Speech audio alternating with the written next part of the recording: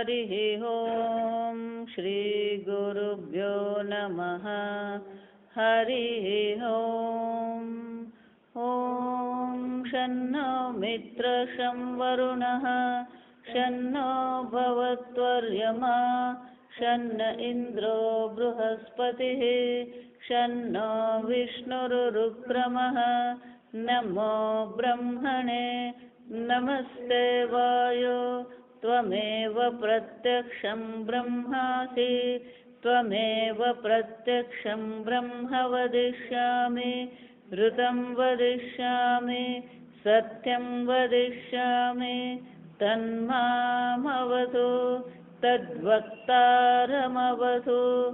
अवतु माम् अवतु वक्तारम् ॐ शान्ति शान्ति शान्तिः ॐ शन्नो मित्रशं वरुणः शन्नो भवत्वर्यमा शन्न इन्द्रो बृहस्पतिः शन्नो विष्णुरुक्रमः नमो ब्रह्मणे नमस्ते वायो त्वमेव प्रत्यक्षं ब्रह्मासि त्वमेव प्रत्यक्षं ब्रह्म वदिष्यामि तामेव प्रत्यक्षं ब्रह्मावादिशं ऋतमवादिशं सत्यमवादिशं तन्मामावीत् तद्वक्तारमावीत्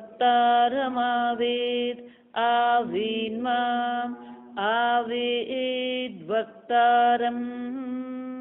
ॐ शान्ति शान्ति शान्तिः ॐ सहनाववतु सहनौ भुनक्तु सह वीर्यं करवावहै तेजस्विनावधीतमस्तु मा विद्विषावहै ॐ शान्ति शान्ति शान्तिः सदाशिवसमारम्भां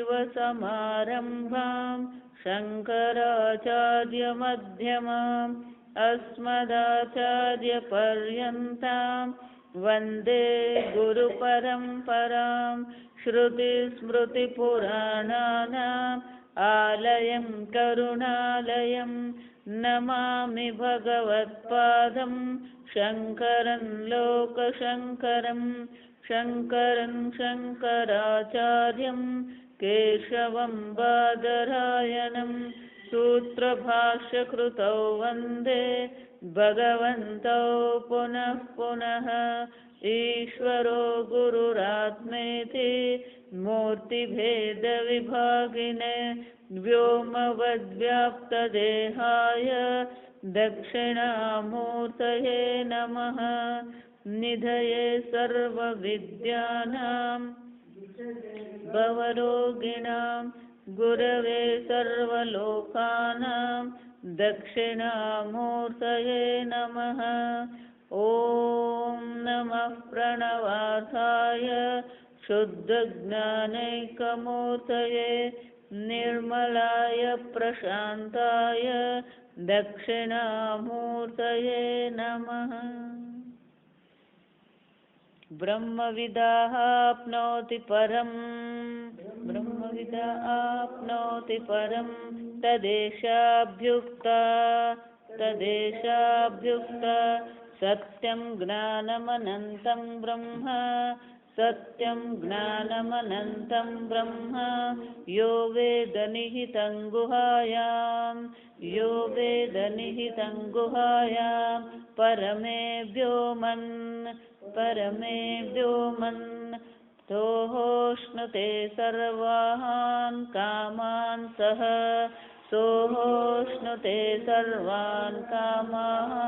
सः ज्ञानकर्तृत्वेन सति हि विक्रियमाणं कथं सत्यं भवेत् अनन्तं च यद्धि न कुतश्चिद्विभज्यते तदनन्तं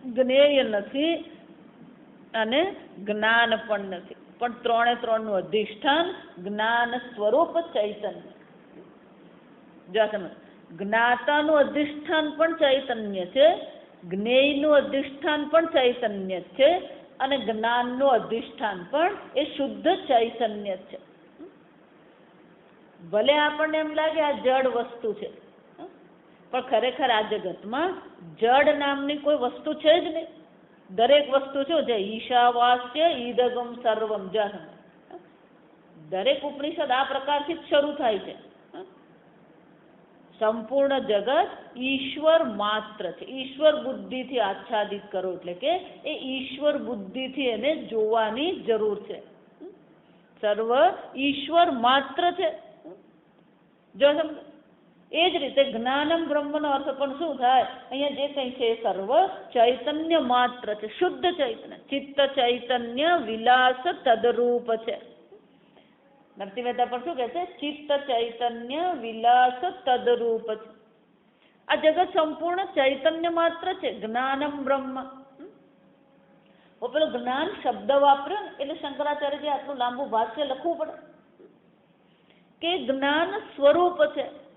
એટલે આગળ આપણને કહે છે, ગઈકાલે જોયું એમ, કે જ્ઞાનનો કર્તા પણ નથી અને જ્ઞાનનો વિષય પણ નથી. એટલું જ નહીં, કેમ? કુતશ્ચિત ન વિભજ્યતે તદ અનંતમ. કારણ કે જ્ઞાનમ બ્રહ્મની સાથે અનંતમ બ્રહ્મ શબ્દ પણ વાપરવામાં આવ્યો છે.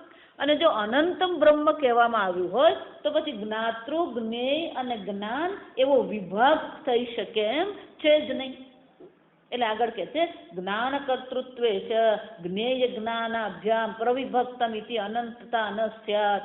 જો જ્ઞાતના કર્તા તરીકે જો એને લેવામાં આવે, જ્ઞાતા તરીકે જો બ્રહ્મને લેવામાં આવે તો પછી જ્ઞેય અને જ્ઞાન થઈ શકે નહીં, અને તો પછી એની અનંતતા રહેતી નથી. જો જ્ઞાનમ બ્રહ્મ છે, અનંતમ બ્રહ્મ છે.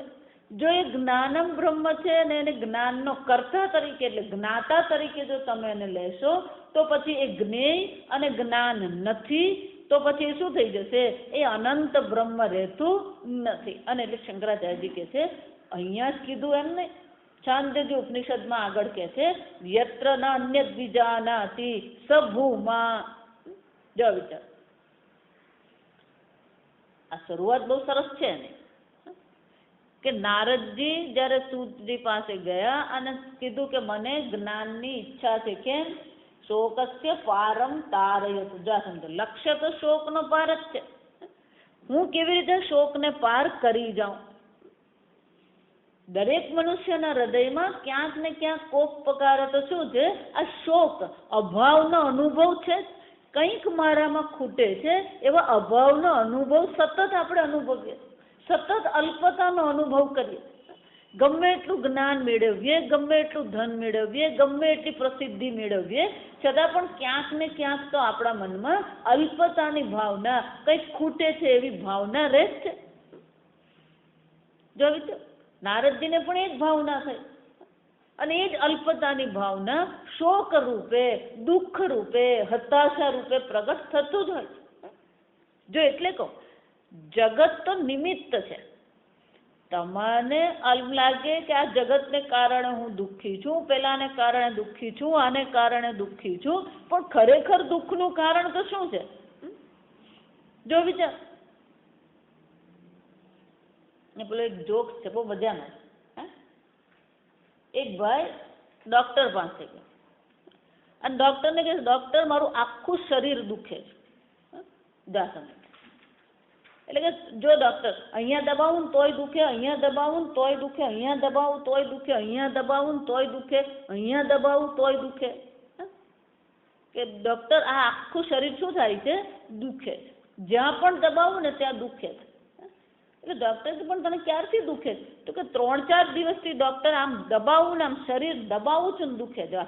શરીર દબાવું છું ને દુખે છે. ડોક્ટર વિચાર કરે કે તું બધું નોર્મલ છે, બધું બરાબર, તું પડી ગયો તો કે ના? કશે પડી નતો ગયો. તને કંઈક થયું તો કે ના? છાતીમાં દુખાવો તો કે ના? તો બસ ડોક્ટર આમ દબાવું ને એટલે દુખે. ડોક્ટરે વિચાર કરે કે આ થયું શું? તો ડોક્ટરને ખ્યાલ આવી ગયો એટલે કે અહીંયા દબાવે તો દુખે જ તે કે હા હવે એક કામ કર મારા શરીર પર દબાવજો. જો આ સમજ જેવું એને આમ દબાવ્યું ને કે જો ડૉક્ટર સાહેબ તમારા શરીર પર દબાવું તોય દુખે. તો ખરેખર દુખતું ક્યાં હતું? અહીંયા દુખતું નતું, ખરેખર શું હતું? આંગળી પર દુખાવો હતો. જો આ સમજો સમજ. આપણને શું લાગે આ પુત્ર દુઃખનું કારણ છે ને આ ઘર દુઃખનું કારણ, પણ દુઃખનું કારણ ખરેખર આપણું આંગળી જેવું છે. આ સમજવા આંગળી જ્યાં દબાવે ત્યાં દુખે, પણ ખરેખર દુખાવો અહીંયા હોય. પણ એને શું લાગતું હતું? મારું આખું શરીર ડોક્ટર દુખે છે. જો આ સમજ સમજો. આપણે કોને શોક માનીએ, કોને હતાશા માનીએ? આપણને એવું લાગે છે કે આ જગત દુઃખનું કારણ. લક્ષ્મણને એવું જ હતું. જો આવી આપણે આ બધું હરખું જ છે. ગમે એટલી પ્રસિદ્ધિ મેળવીએ, ગમે એટલું મહાનતા હોય, પણ જ્યાં સુધી ઉપાધિમાં દેહમાં અહમ બુદ્ધિ કરીને બેઠા છે ત્યાં સુધી શું થવાનું? આ અલ્પતાની નિવૃત્તિ થતી જ નથી. પણ શેષ નાગ છે. જો સમજો લક્ષ્મણનું રૂપ ધારણ કર્યું તો લક્ષ્મણ રૂપે પણ એ શું કરતા? એને કઈ કઈ પ્રત્યે ક્રોધ હતો. એના મનમાં એમ જ બેસી ગયું હતું કે આ મારા રામ અને મારી મા સીતા દુઃખી છે. કોને કારણે? કઈને કારણે. જો રામ ને સીતાએ તો ક્યારેય કીધું નતું કે અમે દુઃખી છીએ. આ સમજ. પણ લક્ષ્મણે જ નિર્ણય કરી લીધો કે એ લોકોને કેટલી તકલીફ પડે, તાપસી જીવન જીવવું. અને 1 વર્ષ 2 વર્ષ ને કેટલા વર્ષ? 14 વર્ષ. જો વિચાર, ખરેખર વર્ણન વાંચીએ ને આ બધા ગ્રંથોનું તો માં કૈકેયીએ વરદાન માગ્યું અને રામજી વનમાં ગયા. જો આ સાંભળજો. રામજી વનમાં ગયા અને પછી ત્યાં શું શું કર્યું? તો 14 વર્ષનો બહુ વિસ્તાર નથી. આ સમજજો. શરૂઆતના થોડા વિસ્તાર છે ક્યાં ગયા, પછી તો પંપા સરોવરમાં આટલા વર્ષ રહ્યા. જો આ સમજ. અને પછી છેલ્લે પેલું સીતાનું શું થયું? 14 વર્ષ શરૂઆતમાં સીતાનું અપહરણ થયું નથી. આ સમજો. છેલ્લે પેલું સીતાનું અપહરણ થયું. અને સીતાનું અપહરણ થયું ત્યારથી વળી પાછું પેલું વિગતવાર સમજાવવા માંડ્યું. સીતાને શોધવા માંડ્યો. હનુમાનજી આવ્યા અને પછી સુગ્રીવ સાથે દોસ્તી કરાવી, સુગ્રીવને વાલીને લડાઈ કરાવી. જો આ વિચાર. ખરેખર 14 વર્ષનું વિગતવાર વર્ણન ત્યાં કરવામાં આવ્યું જ નથી.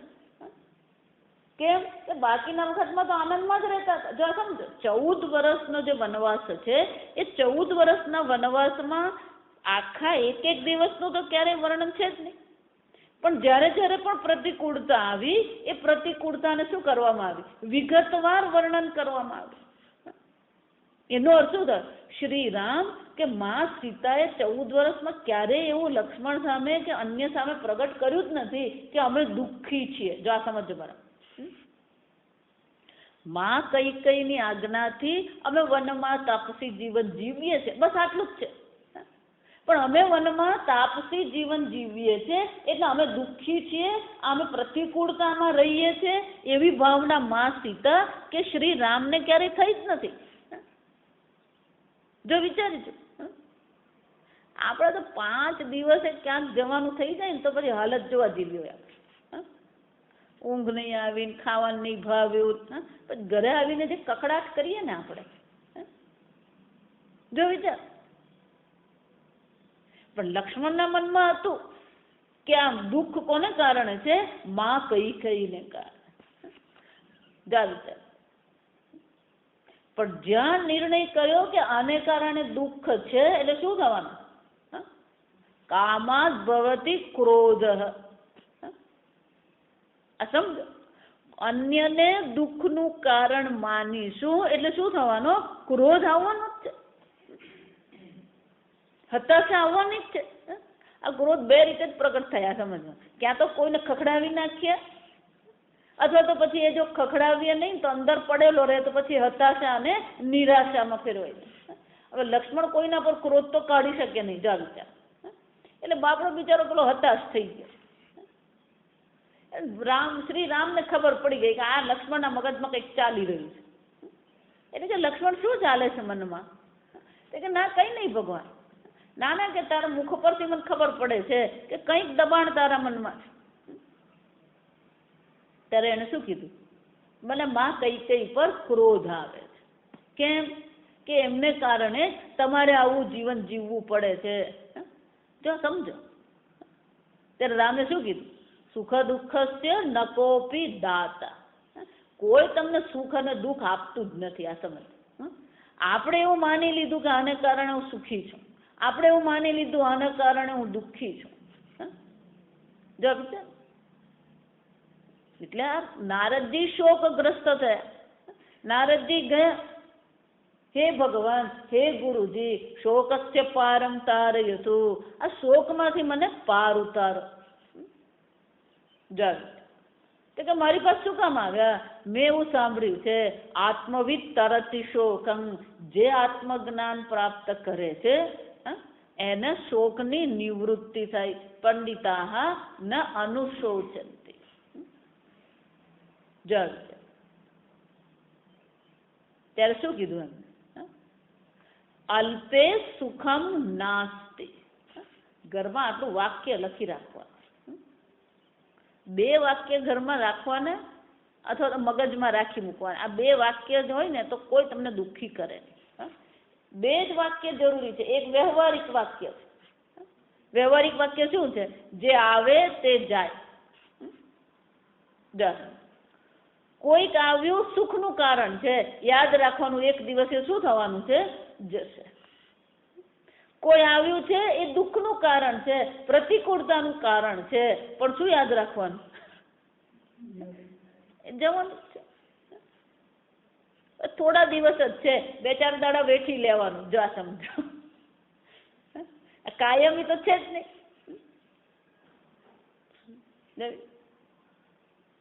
બીજું પારમાર્થિક વાક્ય છે. એક વ્યવહારિક છે ને બીજું કયું છે? પારમાર્થિક વાક્ય. અલ્પે સુખમ નાસ્તિ. આ મંત્ર છે, આ સમજવાનું. ઉપનિષદનો મંત્ર છે. ઉપનિષદના મંત્રમાં શું કહેવામાં આવ્યું? અલ્પે સુખમ નાસ્તિ. અલ્પમાં સુખ છે જ નહીં. આટલું પણ યાદ રહી જાય તો પછી આ જગત પાસેથી સુખ ને દુઃખની શું છે? આપણે શું કરતા રહીએ? અપેક્ષા જ રાખીએ. આ મને દુઃખી કરે છે, આ મને સુખી કરે છે. જો વિચાર, કોઈ તમને સુખી કરતું નથી, કોઈ તમને દુઃખી પણ કરતું જ નથી. કેમ? અલ્પે સુખમ નાસ્તિ. તો કે સુખ ક્યાં છે? યો વૈ ભૂમા તત્ સુખમ. જે ભૂમા છે, જે અનંત છે, એ જ સુખ છે. યો વૈ ભૂમા તત્ સુખમ. અનંત જ સુખ છે. અલ્પમાં સુખ છે જ નહીં. અહીંયા ઘડી અનંતમ બ્રહ્મ કીધું, ત્યાં શું કીધું? ભૂમા એવું કીધું. એ બ્રહ્મનું નામ શું પડી ગયું? ભૂમા. એ બ્રહ્મ કેવું છે? ભૂમા છે, અનંત છે, દેશ કાળ વસ્તુ અપરિચ્છિન્ન બ્રહ્મ છે. જળ છે. અને જો અભૂમા છે, અનંત છે, તો એનો અર્થ શું થાય? કોઈ વસ્તુ કોઈ પણ પ્રકારે વિભાગ કરી શકે એમ છે જ નહીં. અનંતનો વિભાગ થઈ શકે જ નહીં. જો એ અનંત છે, એમાં કોઈ વિભાગ થતો જ નથી, તો પછી શું થશે? હું જાણવા વાળો અને આ જાણવાનો વિષય એ પણ શું થયો? વિભાગ થઈ ગયો. જો સમજો, હું જ્ઞાતા છું અને આ જ્ઞેય છે. જ્ઞાતા જ્ઞેયથી અન્ય છે, ભિન્ન છે.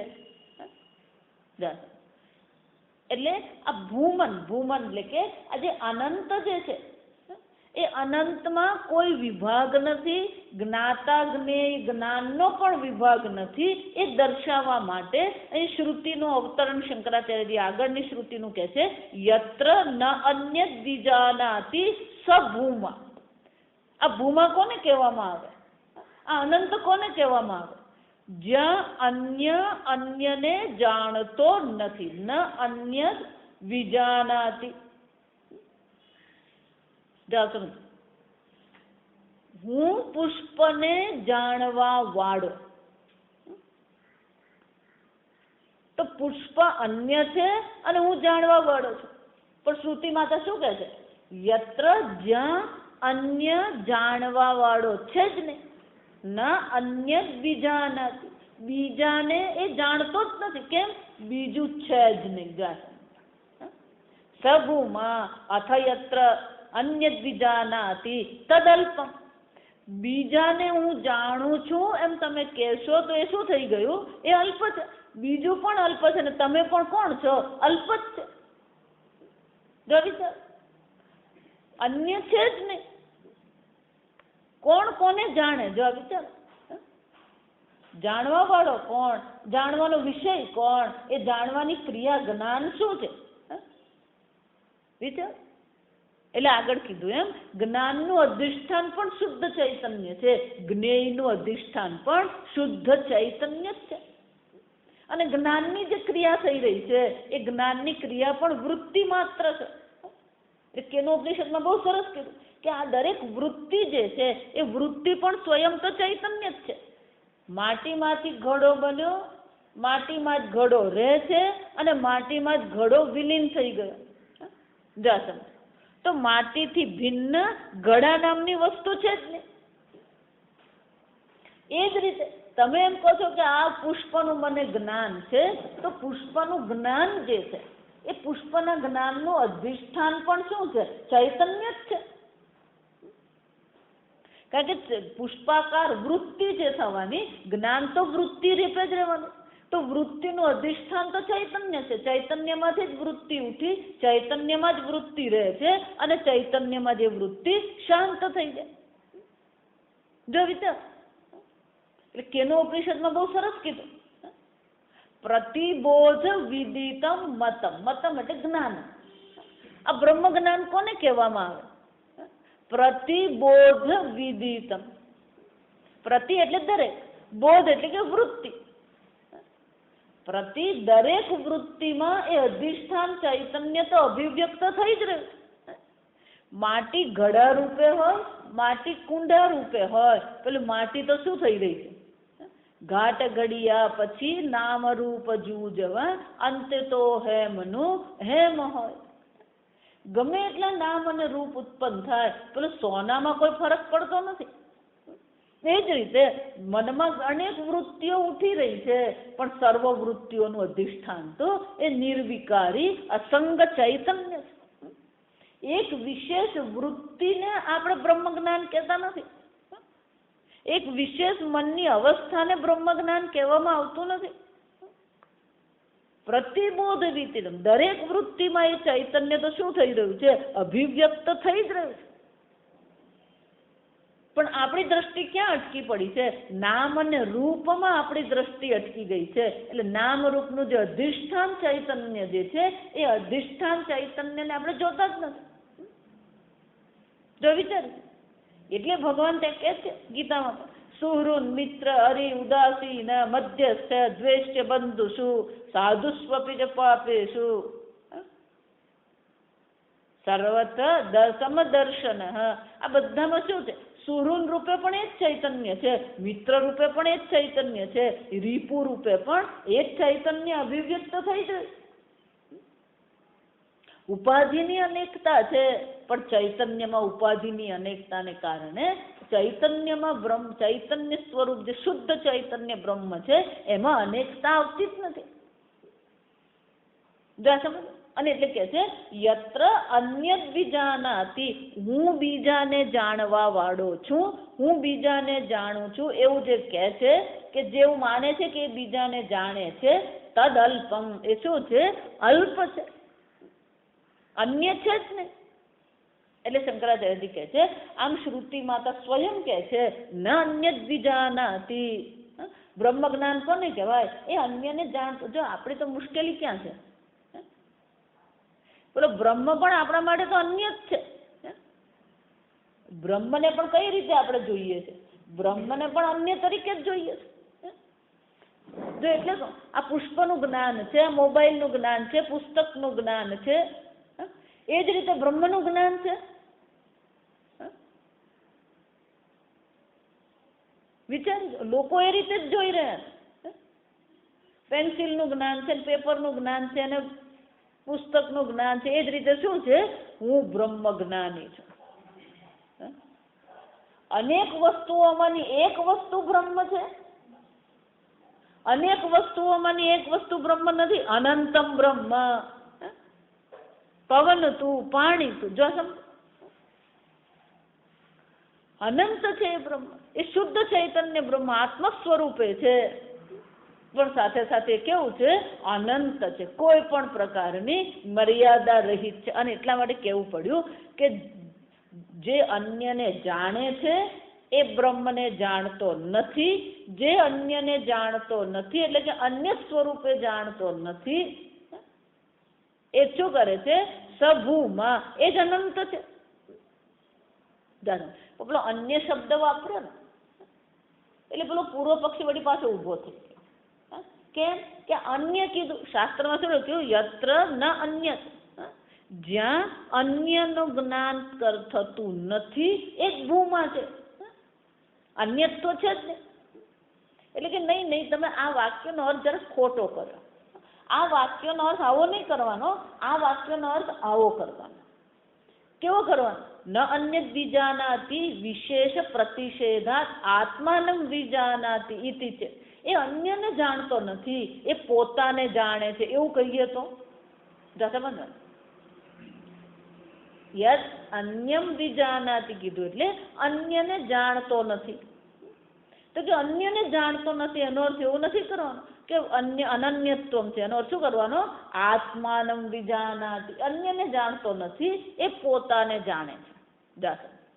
અરે શંકરાચાર્યજી કહે છે એવો અર્થ થઈ શકે એમ છે જ નહીં. ન કેમ?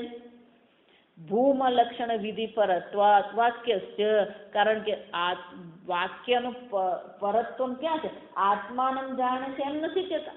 ખરેખર આ ભૂમા શું છે એ દર્શાવવા માટે વાક્ય જે છે એ વાક્ય તો ભૂમા કોને કહેવામાં આવે એ આપણને કહે છે.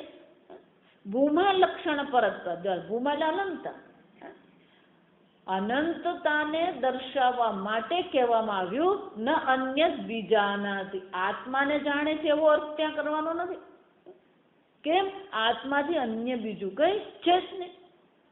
અને એટલે શંકરાચાર્ય આગળ કહે છે જો તમે એમ કહેશો યત્ર ન અન્ય પશ્યતિ ઇત્યાદિ ભૂમ્ન લક્ષણ વિધિ પરમ વાક્યમ ન અન્ય વિજાનાતિ ન અન્ય શૃણોતિ ન અન્ય પશ્યતિ. જો સમજ,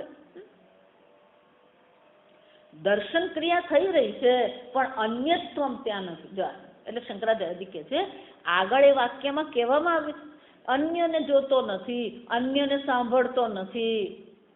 કેમ? કારણ કે અન્ય છે જ નહીં. જો વિચાર, એટલે હું વારંવાર કહું કે માટીને ઘડાનો ભાર લાગે છે. માટી એવું કહેશે કે હું આ ઘડાથી કંટાળી ગઈ. માટી એવું કહેશે કે આ ઘડો હું ક્યાં બની ગઈ. જો વિચાર, માટીને ઘડાનો ભાર પણ નથી, માટી ઘડાથી કંટાળી પણ જતી નથી. કેમ? ઘડો છે જ નહીં. ના અન્યતા. જા સમજ, માટીથી અન્ય ઘડા નામની વસ્તુ જ નથી. માટીથી અન્ય ઘડો સ્વીકારીએ અને તો પછી પેલી માટી કંટાળે, માટીને ભાર લાગે. ન અન્ય વિજાન, અન્ય છે જ નહીં. કેમ? ભૂમાં અનંત છે. અન્ય હોય તો પછી જાણવું, સાંભળવું, દર્શન ક્રિયા કરવું બધું શક્ય બને, પણ અન્ય છે જ નહીં. આ સમજો. અને એટલે શંકરાચાર્ય કહે છે યત્ર ન અન્ય પશ્યતિ ઇત્યાદિ ભૂમ્ન લક્ષણ વિધિ પરમ. આ બધા વાક્યો કોનું નિર્દેશ કરવા માટે છે? આ આત્મા જે ભૂમ્ન, ભૂમા એટલે કે અનંત સ્વરૂપ છે એ દર્શાવવા માટેના જ આ બધા વાક્યો છે. યથા પ્રસિદ્ધમ એવ, એટલું જ નહીં, પ્રસિદ્ધ વાક્ય પણ છે જ બીજું. અન્ય યદ અન્યત પશ્યતિ એતદ ઉપાદાય યત્ર અન્ય ન પશ્યતિ. કે પ્રસિદ્ધમ તો શું છે? અન્ય અન્યને જુએ છે. અન્ય એટલે કે જ્ઞાતા, અન્ય એટલે કે જ્ઞેયને શું કરે છે? એ પુષ્પને જુએ છે. એમ જ્યારે કહેવામાં આવે તો શું થયું? પુષ્પને જોવા વાળો અને પુષ્પ બંને કેવા છે? અન્ય છે. શંકરાચાર્યજી કહે છે આ તો પ્રસિદ્ધ વસ્તુ છે. અન્ય પશ્યતિ, બીજો બીજાને જુએ છે. એટલે પ્રસિદ્ધ વાક્ય છે. એ જ વાક્યને ઉપાદાય, એ વાક્યને લહાજ પર લઈને યત્ર ન અન્યત પશ્યતિ સભૂમા, જ્યાં અન્ય જોવામાં આવતું જ નથી એને ભૂમા અનંત કહેવામાં આવે છે. આમ શંકરાચાર્યજી કહે છે અહીંયા આત્માને જાણવાનો છે એમ નહીં, આત્માને અનંત સ્વરૂપ છે એવી રીતે જણાવવા માટેનું આ વાક્ય છે. આત્માને જાણવાનો છે જ નહીં, આત્માનું બીજાનાથી વાક્ય જ ખોટું છે. જો આપણી મુશ્કેલી એવી છે કે જે કે બધું આપણને સારું, એ પૂર્વ પક્ષી કેમ તે આપણને તો સાચું જ લાગે, પેલો શંકરાચાર્યજી જવાબ આપે ને તે સાચો જ લાગે. જો સમજ આવી વિચાર, આત્માનું વિજાન વાક્ય જ ખોટું. જો વિચારો, એટલા માટે આ વ્યાકરણમાં પણ જ્યારે વ્યાકરણ શીખવવામાં આવે તો વ્યાકરણ શીખવવા માટે બે વસ્તુ કહેવામાં આવે. પહેલું તો વ્યાકરણની દ્રષ્ટિએ શુદ્ધ વાક્ય હોવું જોઈએ. એટલે કે વ્યાકરણના કોઈ નિયમનો ત્યાં ભંગ થયો હોવો જોઈએ નહીં. વાક્ય વ્યાકરણની દ્રષ્ટિએ શુદ્ધ હોય એટલું જ નહીં, અર્થતઃ પણ કેવું હોવું જોઈએ? યોગ્ય. એને યોગ્યતા કહેવાય, અર્થ યોગ્યતા કહેવાય. રામ ફલમ ખાદતિ, રામ ફળ ખાય છે. વ્યાકરણની દ્રષ્ટિએ યોગ્ય છે, અર્થની દ્રષ્ટિએ પણ શું છે? યોગ્ય જ છે. પણ ધારો કે હું એમ કહું રામ અગ્નિમ પીબતી, તો રામ બરાબર જ છે. પ્રથમ વિભક્તિ એક વચન, અગ્નિમ દ્વિતીય વિભક્તિ એક વચનમ, ખાદતી પ્રથમ પુરુષ એક વચન. બરાબર જ છે. વ્યાકરણની દ્રષ્ટિએ તો કોઈ દોષ નથી. રામ અગ્નિમ પીબતી, પીબતી કહીએ તો પણ શું થયું? એ પ્રથમ પુરુષ એક વચન બરાબર જ છે. વ્યાકરણની દ્રષ્ટિએ તો બરાબર, પણ અર્થની દ્રષ્ટિએ બરાબર છે. રામ અગ્નિમ પીબતી એવું જયારે કહેવામાં આવે તો અર્થતઃ એ વાક્ય કેવું છે? અયોગ્ય છે. જો સમજો. એ જ રીતે આત્માનમ, એને અર્થ શું કર્યો? યત્ર અન્યત ન પશ્યતિ જયારે કહેવામાં આવ્યો, અથવા યત્ર અન્યત ન વિજાનાતિ એવું જયારે કહેવામાં આવ્યું, તો એનો અર્થ એને શું કર્યો? આત્માનમ વિજાનાતિ. ના, એ અન્યને જાણતો નથી. એનો અર્થ શું કરવાનો? એ પોતાને જાણે છે. આત્માને એટલે પોતાને જાણે છે. પણ કે આત્માનમ વિજાનાતિ વ્યાકરણની દ્રષ્ટિએ બરાબર છે. સમજો બરાબર. અર્થતઃ બરાબર છે ખરું? શંકરાચાર્યજી એ જ ચર્ચા અહીંયા કરવાના. કેમ? જો પેલા સમજી લો એટલે બસ ભાષ્ય સરસ થઈ જાય કે આત્માનમ વિજાનાતિ જેવું કહેવામાં આવે તો પછી એનો અર્થ એવો થયો કે પહેલા એ આત્માને જાણતો નતો, હવે આત્માને એ જાણે છે. ગઈકાલે જોયું એમ ચૈતન્ય તો કેવું છે? સ્વતઃ સિદ્ધ સ્વપ્રકાશ ચૈતન્ય. ક્યારેય તમને એવું કેવું પડે તું ચૈતન્ય છે? હે, તો વિચાર, તમે પોતાને નથી જાણતા એવું છે? કોઈને એવું કેવું પડે તું છે? કોઈને એવું કેવું પડે તું ચૈતન્ય છે?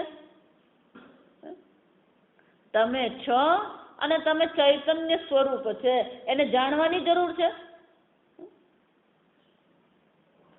સૂર્યને જઈને કોઈ કેવું પડે હા તું બહુ પ્રકાશ વાળો છે? કેવું પડે? સૂર્યને કહેવાનું તું પ્રકાશ વાળો છે?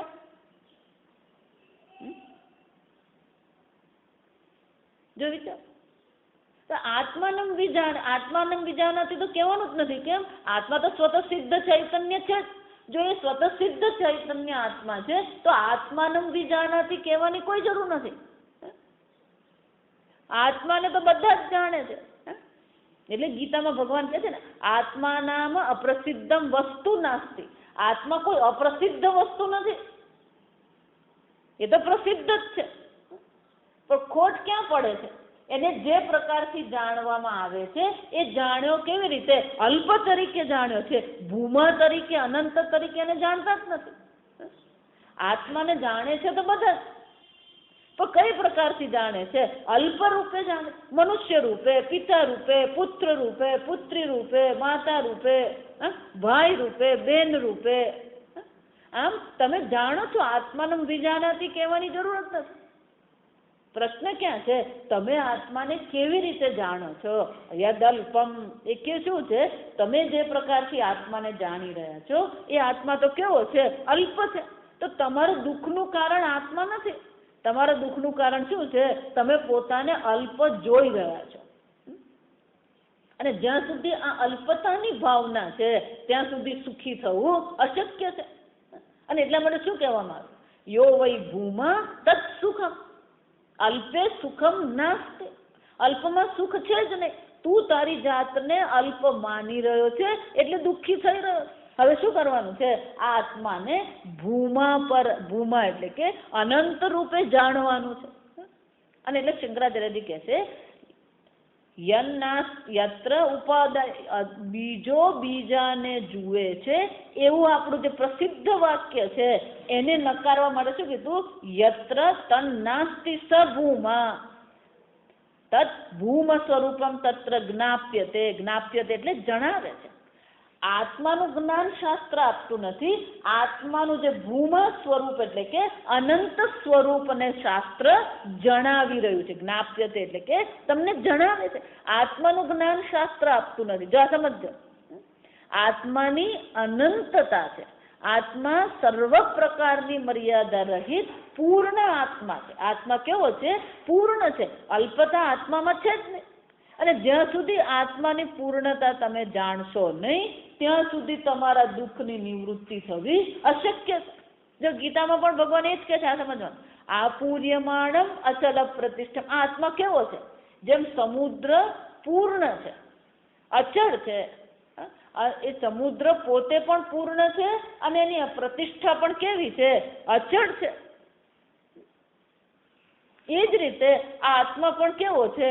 પૂર્ણ છે, અનંત છે. અરે શંકરાચાર્યજી કહે છે ભૂમ સ્વરૂપમ તત્ર જ્ઞાપ્યતે. અહીંયા ઘડી આ આત્માનું અનંત જે સ્વરૂપ જે છે એને જણાવવા માટે આ શાસ્ત્ર કહે છે ન અન્ય દ્વિજાનાતિ. આત્માને જાણે છે એવું વાક્ય અહીંયા અર્થ કરવાનો નથી. અન્ય ગ્રહણસ્ય પ્રાપ્ત પ્રતિષેધાર્થમ સ્વાત્મની ક્રિયા સિદ્ધમ પરમ વાક્યમ. શંકરાચાર્યજી કહે છે અન્યનું ગ્રહણ એ કરતો નથી. પુષ્પ પણ અન્ય છે જ નહીં. પુષ્પ પણ એ જ ચૈતન્ય છે. બ્રહ્મ લટકા કરે બ્રહ્મ પાસે. એટલા માટે બોલવા વાળો બ્રહ્મ જ છે, સાંભળવા વાળો કોણ છે? બ્રહ્મ જ છે. પણ સાંભળવા વાળો પોતાને બ્રહ્મ જાણતો નથી એટલે એને શું કરાવવામાં આવી રહ્યું છે?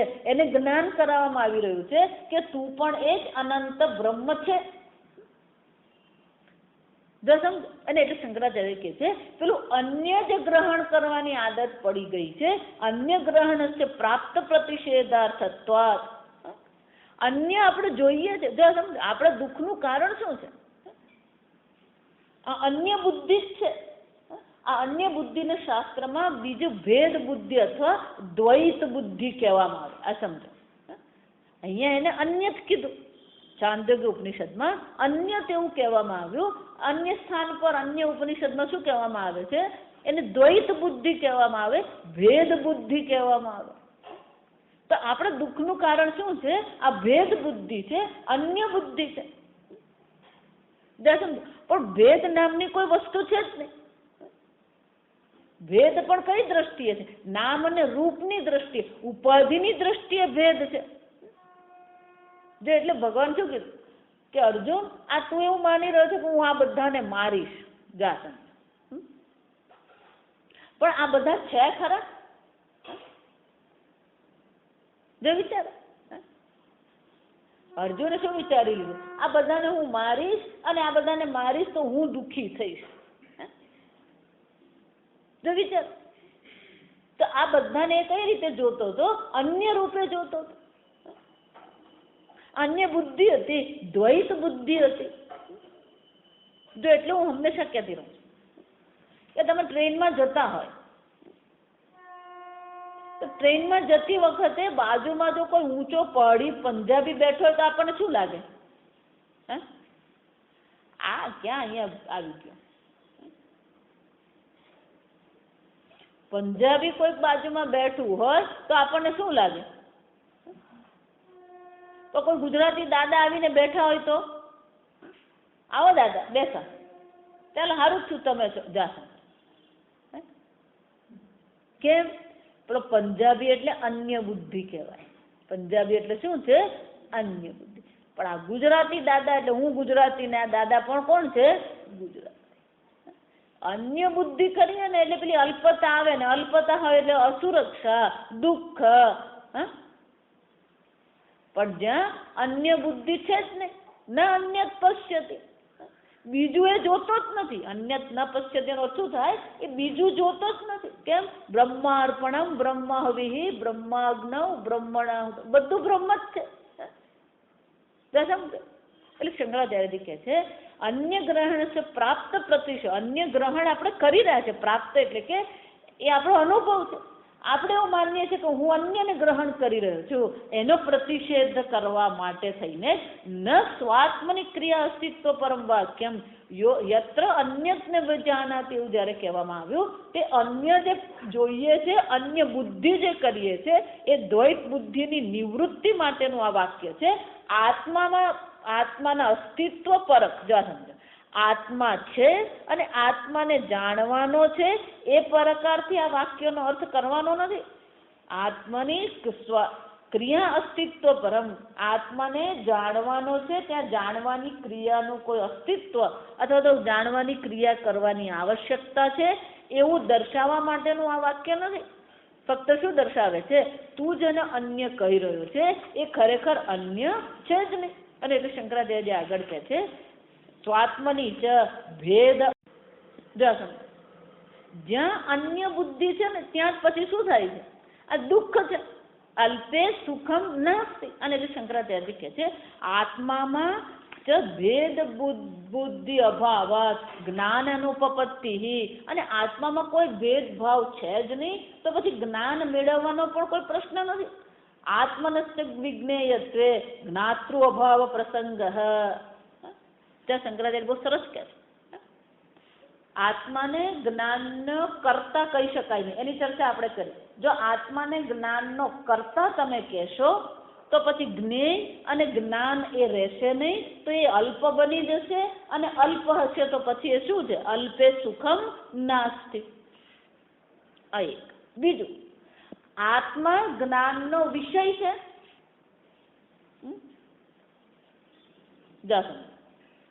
આત્મનશ્ચ વિજ્ઞેયત્વે.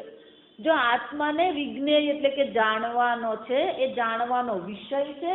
આત્માને જાણવાના વિષય તરીકે જો તમે લેશો વિજ્ઞેયત્વ તો શું થશે? જ્ઞાતૃ અભાવ પ્રસંગ. તો પછી આત્મા જો જ્ઞેય છે તો આત્માને જાણવા વાળો જ્ઞાતા કોણ?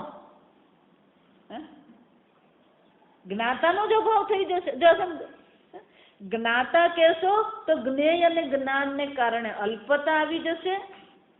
અને આત્માને જ્ઞેય કહેશો, આત્માને જાણવાનો વિષય બનાવી દેશો તો પછી જાણવા વાળાનો શું થઈ જશે? અભાવ થઈ જશે. જાણવા વાળો કોઈ રહેશે જ નહીં. અને શંકરાચાર્યજી કહે છે જ્ઞેયત્વેન એવ વિનિયુક્તત્વાत्. કેમ?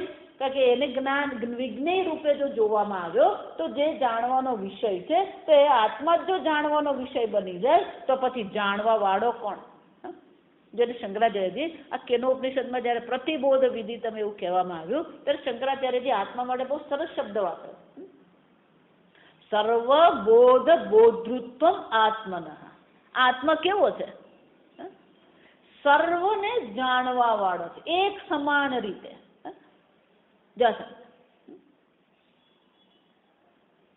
રૂપમ દ્રશ્યમ લોચનમ દૃક. રૂપ જે છે દ્રશ્ય છે અને આંખ કોણ છે?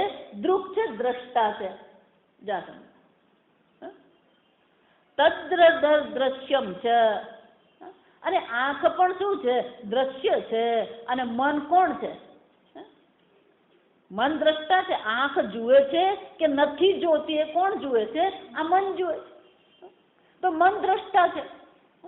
તો કે મન દ્રષ્ટા છે, મન પણ શું છે? દ્રશ્ય છે. અને તમે આત્મા કોણ છે? દ્રષ્ટા છે. તદપિ દ્રશ્યમ. અને આત્મા કોણ છે? દ્રષ્ટા છે. ધ્રુગેવ નતુ દૃશ્યતે. આ આત્મા કેવો છે? ધ્રુગેવ, દ્રષ્ટા માત્ર છે. એને જોવા વાળો કોઈ છે જ નહીં, એને જાણવા વાળો કોઈ છે જ નહીં. કેમ? જરૂર નથી. જો આ સમજો, જાણવા વાળો નથી એમ જયારે કહેવામાં આવે ત્યારે એવું કેમ કહેવામાં આવ્યું? એને જાણવાની જરૂર છે જ નહીં. બે પ્રકારની સમસ્યા હોય આ જગતમાં. બે પ્રકારની સમસ્યા હોય. આ સમજો, એક સમસ્યા અજ્ઞાનને કારણે. એક સમસ્યા શાના કારણે હોય? અજ્ઞાનને કારણે. ગાડી બગડી ગઈ, રસ્તામાં જતા હતા અને ગાડી બગડી ગઈ. ગાડી બગડી ગઈ, પણ બોનેટ ખોલીને ગાડીમાં શું તકલીફ થઈ રહી છે એનું જ્ઞાન આપણને નથી. એને કેમ રિપેર કરવું જ્ઞાન નથી. તો એ અજ્ઞાન આપણા માટે શું થઈ જાય? સમસ્યા બની ગઈ. તો એક સમસ્યા કોને કારણે છે? અજ્ઞાનને કારણે. પણ આપણી મુખ્ય સમસ્યા કઈ છે? અજ્ઞાનને કારણે છે? તો કે નહીં, મુખ્ય સમસ્યા કઈ છે? આ વિપરીત જ્ઞાનને કારણે. બે સમસ્યા છે. એક જ્ઞાનજન્ય સમસ્યા છે, એક વિપરીત મોહજન્ય સમસ્યા. શાસ્ત્રમાં શું કહેવાય એને? મોહજન્ય સમસ્યા. કેમ? જે જેવું છે એવું આપણે જાણતા નથી, અને એ ન જાણવાને કારણે, યોગ્ય પ્રકારથી ન જાણવાને કારણે શું થાય છે? સમસ્યા ઊભી થાય. દોરડાને સાપ જાણી લીધો તો શું થવાનું? દોરડાને જો સર્પ બુદ્ધિ કરી દીધી તો એ સર્પ બુદ્ધિ આપણું શું થઈ જાય છે? દુઃખનું કારણ છે. સમજો, ગાડી રિપેર કરતા નથી આવડતું, એ અજ્ઞાન આપણા દુઃખનું કારણ છે.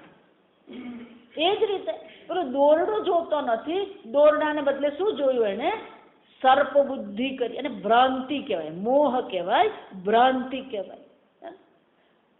એટલે શાસ્ત્ર અહીંયા આપણને એમ કહેવા માંગે છે કે આત્માને જાણવાનો પણ નથી, એટલે જાણવાનો વિષય પણ નથી, આત્મા જ્ઞાતા પણ નથી. પણ આપણી સમસ્યા ક્યાં છે? આત્માનું અજ્ઞાન સમસ્યા છે ને? ભ્રાંતિજન્ય જ્ઞાન. આત્મા જેવો છે એવો આપણે જાણતા નથી. આત્મા કેવો છે? સત્યમ જ્ઞાનમ અનંતમ બ્રહ્મ. આ આત્મા કેવો છે? સત્ય બ્રહ્મ છે, જ્ઞાનમ બ્રહ્મ છે, અનંત બ્રહ્મ છે. પણ એને જેવો છે એવો આપણે જાણતા નથી, અને નથી એવો આપણે એને શું કરી લીધો છે? માની લીધો છે. હું દેહ છું, હું મનુષ્ય છું, હું પુત્ર છું. આમ આ મોહજન્ય સમસ્યા છે. આ સમજો. અને જો મોહજન્ય સમસ્યા છે, અયોગ્ય પ્રકારથી જાણવાને કારણે, જો વ્યવહારમાં આવું થતું હોય, કોઈક ભાઈની સાથે આપણે કંઈક ઓળખાણ થઈ હોય, ક્યાંક ગયા હોય ને, ઓળખાણ થઈ હોય, પછી ક્યારેક કોઈ બીજા સાથે વાત કરતા આપણે એમ કહીએ, પેલા અશોકભાઈને મારે ઓળખાણ થઈ. અશોકભાઈ, અરે એની સાથે તો વાત કરવા જેવી નથી. જ્યાં આવું વાક્ય પેલા વ્યક્તિએ કીધું, એટલે આપણા મનમાં શું થઈ ગયું? પૂર્વગ્રહ બાંધી દીધો આપણે. પછી જયારે પેલો કોઈ અશોકભાઈ નું નામ લે એટલે આપણા મનમાં તો શું આવવાનું? એટલે આપણે તો એમ જ માનીએ છીએ અશોકભાઈ એટલે નકામા માણસ. જોયું છે? પણ આપણને કઈ તકલીફ પડે ને એ જ અશોકભાઈ આવીને આપણને મદદ કરે, ત્યારે આપણા મનમાં શું આવે? જો વિચાર, આપણો ભ્રમ, આપણી ભ્રાંતિ શું થઈ જાય? નિવૃત્ત થઈ જાય. જો સમજવાનું, આ જગતની મોટે ભાગેની જે સમસ્યા છે ને, અજ્ઞાન કરતા પણ શાની છે? આ મોહજન્ય છે, ભ્રાંતિજન્ય છે આ સમસ્યા.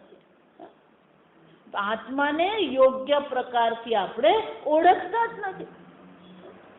કેમ કે આત્મા કેવો છે?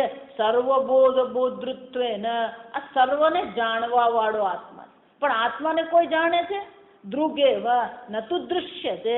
આત્મા દ્રષ્ટા માત્ર છે, સાક્ષી ચૈતન્ય, શુદ્ધ સાક્ષી અનંત ચૈતન્ય માત્ર છે, અન્ય છે જ નહીં. ન અન્ય આત્માથી અન્ય કોઈ વસ્તુ છે જ નહીં જેને એ જાણી શકે. સમજવાનું અહીંયા જે કઈ છે સર્વ એક અદ્વિતીય ચૈતન્ય માત્ર છે. અને એટલા માટે શ્રુતિ માતાએ કેવું પડ્યું, અન્ય ન વિજાણ, અન્ય છે જ નહીં. વિચાર, માટી ધારો કે એમ માને કે હું 5 લીટરનો ઘડો છું.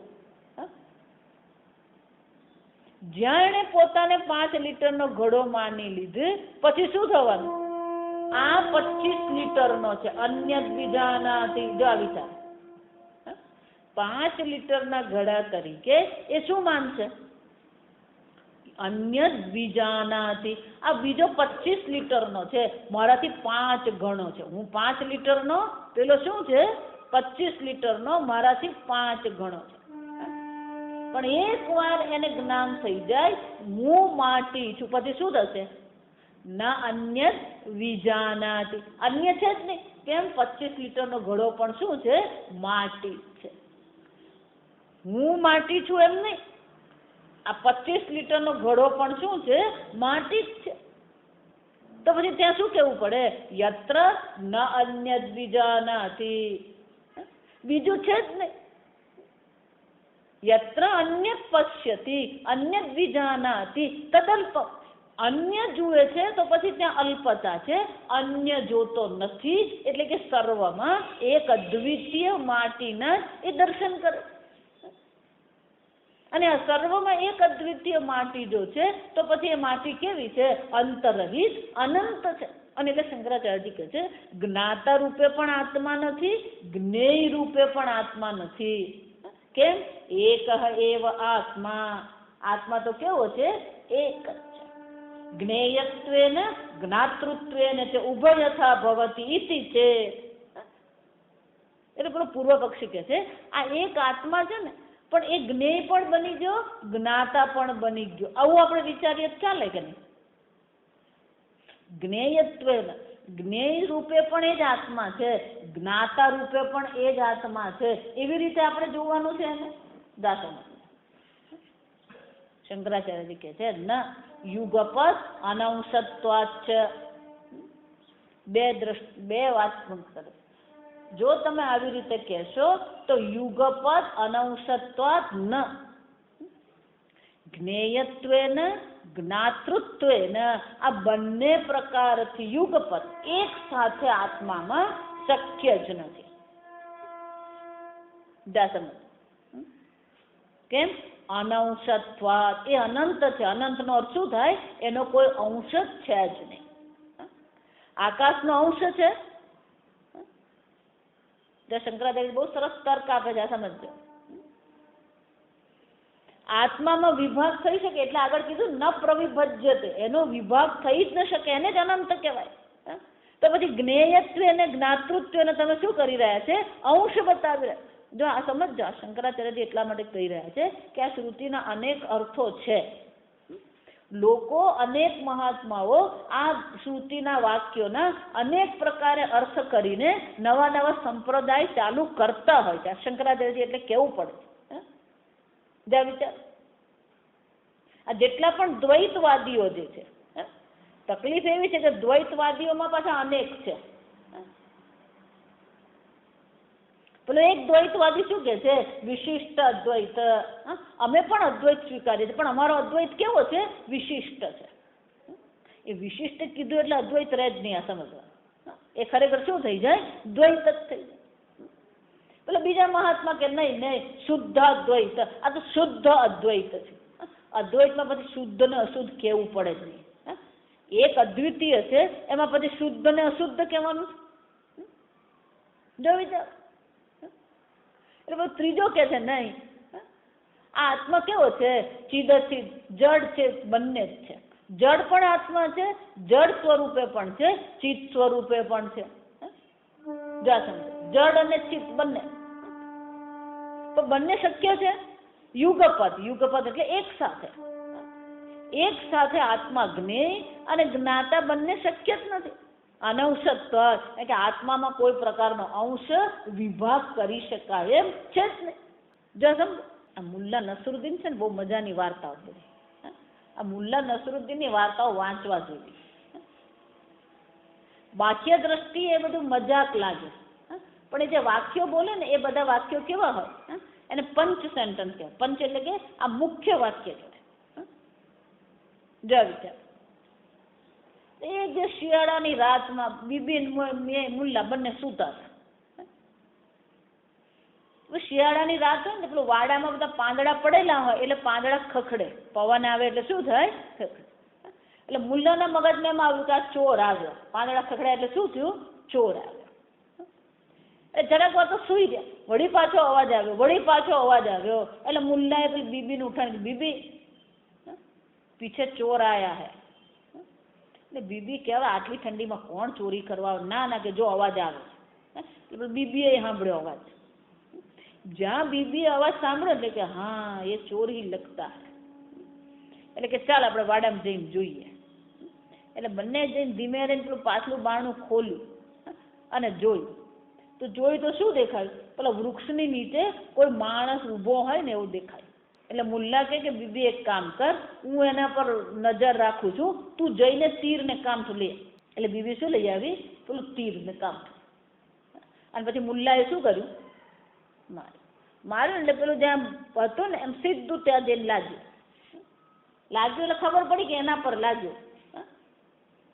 એટલે ધીમે રહીને બંને જણા ત્યાં ગયા અને ત્યાં જઈને જોયું તો શું હતું? પેલો મુલ્લાનો ડગલો ત્યાં લટકતો.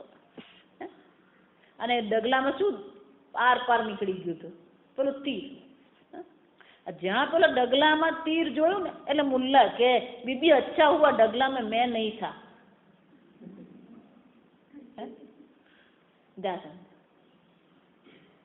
તીર ચલાવવા વાળો જો મુલ્લા હોય તો તીર ખાવા વાળો મુલ્લા બની શકે? હે? જ્ઞાતા અને જ્ઞેય હોઈ શકે ને? ચલાવવા વાળો પણ મુલ્લા અને તીર ખાવા વાળો પણ મુલ્લા, એવું શક્ય છે જ નહીં. જો સમજો, કેમ? બંને પરસ્પર વિરોધી છે. એટલું જ નહીં, અનંશત્વ કલ્લુ તર્ક શંકરાચાર્ય શું કહે છે? અનંશ, આત્મામાં કોઈ અંશ છે જ નહીં. જેને એક અંશને તમે જ્ઞેય કહો, બીજા અંશને તમે જ્ઞાતા કહો. કેમ? નહીં નિરવયવસ્ય યુગપદ જ્ઞેય જ્ઞાતૃત્વ ઉપપત્તિ. નિરવયવ આત્મા કેવો છે? નિરવયવ. જો આત્મા નિરવયવ છે તો પછી જ્ઞેય અને જ્ઞાતા એવો ભેદ તમે આત્મામાં ઊભો કરી શકો એમ છે જ નહીં.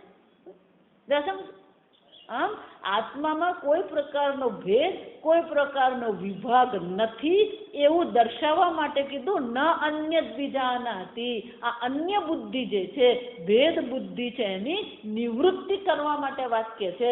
આત્મા કેવો છે? નિરંશ, નિરવયવ, એક અદ્વિતીય આત્મા છે. એમાં કોઈ પ્રકારનો ભેદ શક્ય નથી. હજી શંકરાચાર્ય આગળ ચાલે જ સમજો. આ ભેદ બુદ્ધિની નિવૃત્તિ પરખ છે. ભેદ બુદ્ધિની નિવૃત્તિ થશે તો જ પછી પેલો અનંત બ્રહ્મ એમ ખબર પડે.